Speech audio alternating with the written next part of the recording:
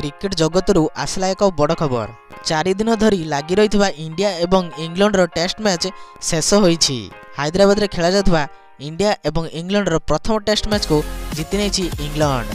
Hyderabad Rajiv Gandhi stadium रे खेला जायथिबा एही मैच रे भारत 231 रन विजय लक्ष्य को पीछा करी मात्र 202 रन रे ऑल आउट हो जायथिला।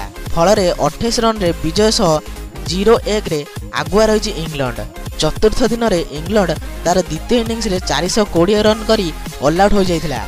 मैच जीतिबाकु हेले भारत आगे 231 रन टार्गेट रही है। भारत कौन से भी बैट्समैन आखि दृश्य प्रदर्शन करि नथिले। रोहित शर्मा किछि समय पड़िया रही तांकर बैटिंग जारी रखिथिले। रोहित शर्मा किछि भल शॉट खेली 39 बॉल रे 58 रन करथिले एवं जसप्रीत जोसेल 15 बॉल रे 35 रन करी पाविलियन को फेरी जाइथिले।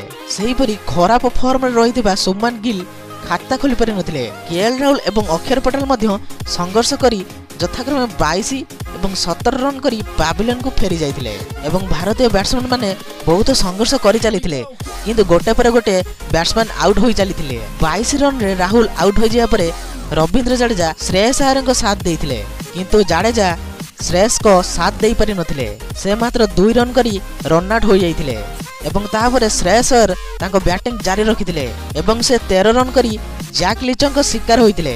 भरत एवं रविचंद्र अश्विन को जोड़ी आश्वस्ति देइथिला, किंतु से भी पड़िया रे तिष्टि पारि नथिले। तो एही परि भाबे इंडिया समस्त विकेट पतन घटी जाइथिला एवं एही 4 दिन धरि लागि रहिथिबा इंडिया एवं इंग्लैंड रो मैच को जीति नेछि इंग्लैंड दल।